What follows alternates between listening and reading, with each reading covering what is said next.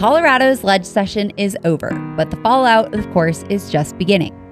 From emotional data mining in schools to lawsuits over gun laws and high-stakes elections, the battle over Colorado's future is just heating up. And that's before we get into what Trump just promised on drug prices this week. I'm Tori Ganal, and here's your Mountain Minute. Lawmakers just wrapped up one of Colorado's most ideologically charged sessions in recent memory.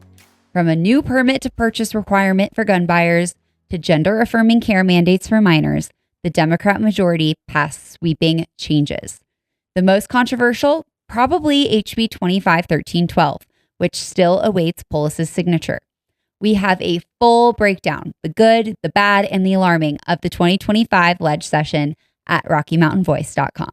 In Pueblo District 70, parents are furious after learning their kids' emotional data was handed over to outside political groups without consent.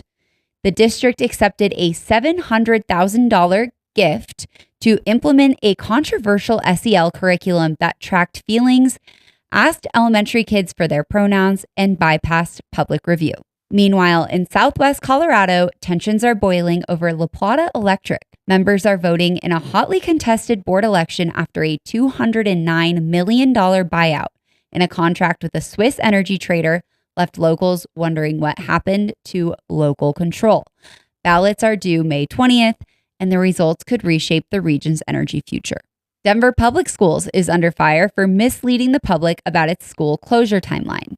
Superintendent Marrero claimed he needed October enrollment data, but internal documents show the district used September numbers and delayed the announcement until after voters approved a nearly $1 billion bond.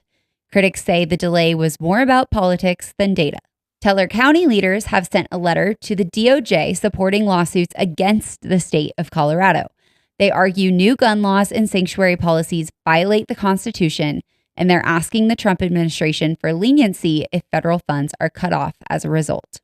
And with the 2026 election season already underway, nearly every major office in Colorado is up for grabs. Democrats are swapping seats and launching bids across the board, while Republicans are gearing up for crowded primaries in key districts like CD3 and CD8. The next 18 months will be anything but quiet. Nationally, President Trump is preparing to sign what he calls the most consequential executive order in U.S. history. It will link American drug prices to the lowest paid anywhere in the world, potentially cutting costs by up to 80% and saving trillions in healthcare spending.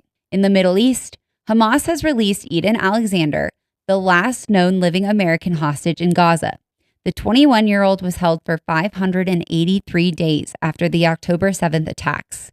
Trump credited the release to relentless pressure by the U.S. and Israel, and negotiations are ongoing to free the remaining 58 hostages. And finally, the U.S. and China have agreed to a 90-day truce in their trade war, cutting tariffs by more than 100 percentage points on both sides. It's a rare win for diplomacy and could offer short-term relief for businesses and consumers. But the long-term rivalry, well, that's still very much alive. That's your roundup. Stay sharp, stay bold, and stay in the fight. We'll see you tomorrow for tomorrow's Mountain Minute.